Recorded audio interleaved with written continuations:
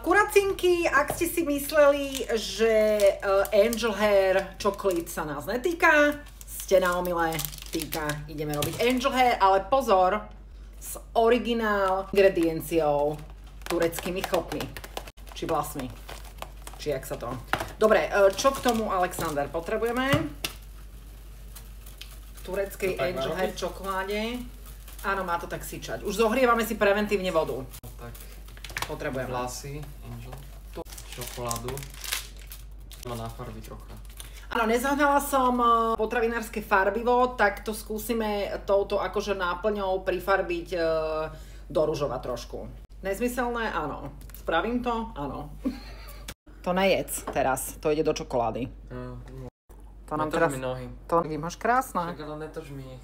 Moje točím nohy teraz. Daj to takto a nebudem ti točiť nohy. Nejedz tú čokoládu, lebo tam nezostane potom. A takto luxusne necháme rozpustiť vo vodnom kúpeli. Ideme sa pozrieť zatiaľ na tieto vlasy parádne. Témer rovnaký oteň. Skús.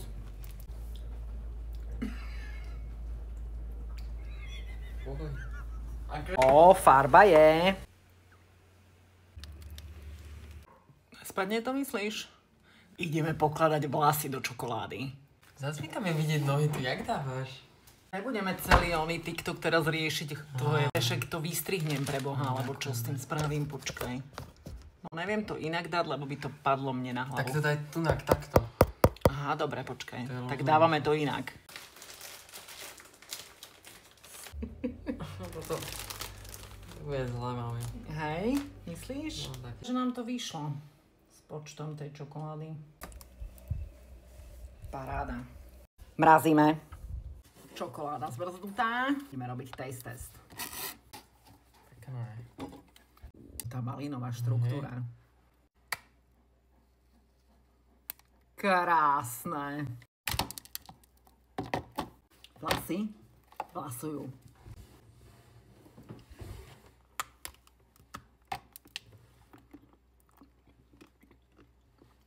Je dobrá. Tie vlasy sú také divné, ale čokoláda je dobrá. No, je lepšie než dubajská čokoláda, podľa môjho názoru. Čokoláda z cotton candy. Písmanie sa to volá. Ale to taký, keď toto kúsneš, taký divný pocit prvé, ale potom je to fajn. Koľko dávaš bodov? 8? 8 z 10. My som dal aj viac. Je to také divné, ako keby do vlasov kúšeš a je to taký divný pocit. Ale potom je to fajn. Smočík.